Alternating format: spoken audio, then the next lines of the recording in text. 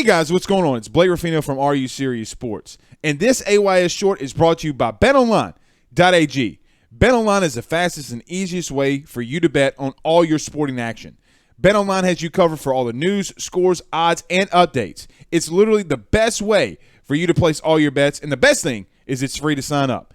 Head on over to their website. Again, that's betonline.ag. Use your mobile device to sign up today and receive your 50% welcome bonus for your first deposit. Again, that's betonline.ag. Betonline.ag. What the two guys that are there now, and quite honestly, he probably right now can as a true freshman. But to expect him and expect LSU to do what Notre Dame has been doing over the last couple of seasons, they're not able to.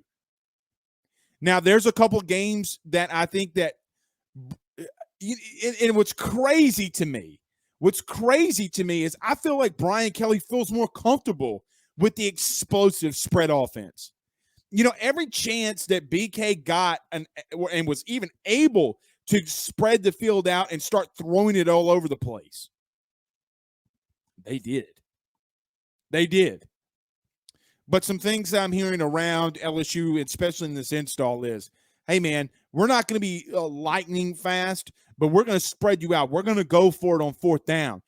It's 4th and 3, and we're on our own 40. We're not punting the football. Don't underestimate Brian Kelly. Now, is he going to need to receive criticism where the times warrant it? Yes. But I feel a little bit, it's funny, and I think my wife asked me this the other day too. Why is it that I feel more comfortable about the offensive and defensive installs under Brian Kelly than I did under Orgeron? Am I the only person that feels that way? In the comments right now, do you feel a little bit more comfortable about the offense and defensive installs and guys knowing where they need to be under the Brian Kelly era more than Ed Orgeron, or is that just me?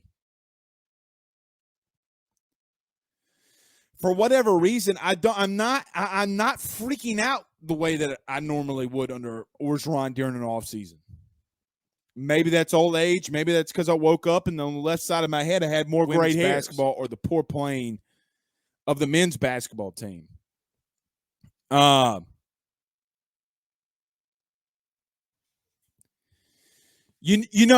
Robert,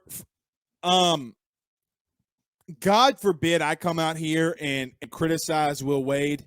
I've seen what, and I've been in those Twitter spaces with people. God forbid you criticize Will Wade, man. God forbid. So, you know what? There's no winning with LSU media and fans right now. Blake, Xavier Penson was back, so we're good again. We beat Texas A&M. Meanwhile, Auburn's beating the ever-living crap out of A&M on Saturday. Guys, you're already a better team than Mississippi State. Let's see what these last 4 games in the regular season is going to produce when you go up against Kentucky and Arkansas and others. Let's see what it produces. Because if they lose those 2 games,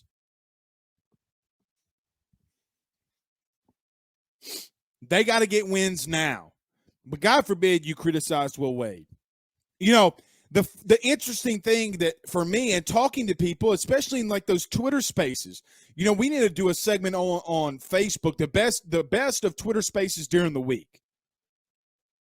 It's amazing to me. It's amazing to me the pass that Will Wade gets. Amazing. I don't understand it. And the defense of what's going on there. Guys, you're 500 in the league. I understand the issues that Will Wade has around him with the PMAC and all that stuff. I don't care, because when you have high recruiting classes, high expectations are expected to be met. It is nobody's fault outside of Will Wade's that they don't have a traditional backup point guard. If Will Wade is going to label Eric Gaines a 2 guard, if he's going to label Adam Miller a 2 guard, then that means that and he's going to label Justice Williams a 2-guard. That means, in turn, that they don't have a traditional backup point guard on this team. That's somebody that can come off the bench and run your offense and set up your defense. That's on nobody but Will Wade. But God forbid you mention some things that are bad. But the last 2 games, winning covers a multitude of sins.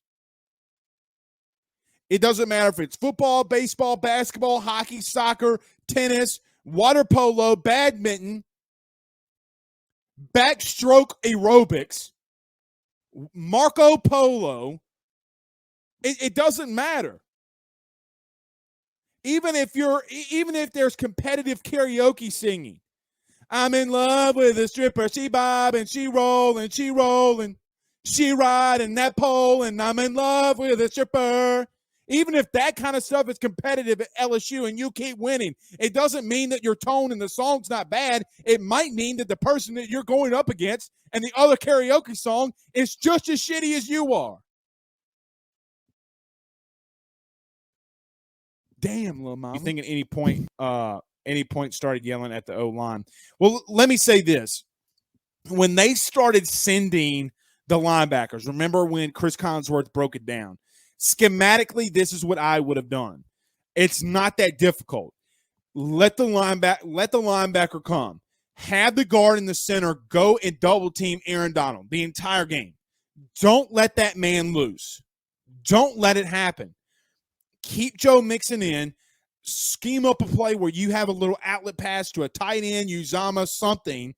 And hell, let Joe Mixon or the back even just chip the linebacker and get him off course. That way, if Joe is under pressure, he could make a little bit of move, get it to Joe Mixon in the flat or up the middle. Nickel and dime them down the field. But this is how it would have. If Aaron Donald is a 3-tech on the left side of the line, I would always shift the guard and the center over to him. If you got a blitzing linebacker, let Joe Mixon go and meet him in the hole. Chip him, block him, do whatever you got to do, and then run the play behind it. There's no reason whatsoever you should have allowed Aaron Donald to go free one-on-one.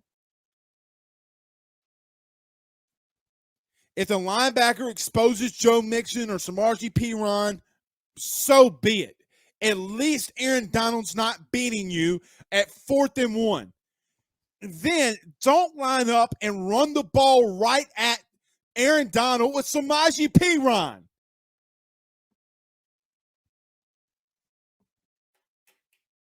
I mean, I want to say the F word so bad during that. Like, call a timeout.